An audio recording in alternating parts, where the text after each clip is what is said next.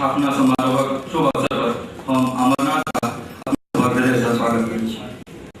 हमरा सन अल्पज्ञक अत्यंत सौभाग्यक विषय अछि जे साहित्यक पुरोधा सभक स्वागत करबाक अवसर हमरा प्राप्त भऽ रहल अछि।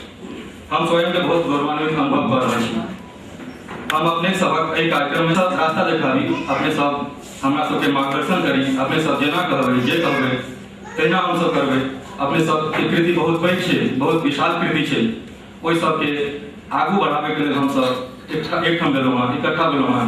अहाँ सबके आशीर्वाद के बिना नहीं भऽ सकै छै संभव। आगू हम स्वागत करै छी मंच पर श्री डॉक्टर गंगेश गुंजन जी के, श्री डॉक्टर देवशंकर नवीन जी के, डॉक्टर देवेश जी के, शेफालिका दीदी के, डॉक्टर उदिनाथ मिश्र जी के, डॉक्टर अजीत दुबे के, डॉक्टर संजीव मिश्र जी के, डॉक्टर संजय झा जी के, डॉक्टर मृदुला प्रधान जी के, डॉक्टर उमाकांत जी के संगे और अन्य संस्था सब हमरा सबके उपस्थित छथिन। बहुत रास गणमान्य व्यक्ति सब हुनकर स्वागत करै छी।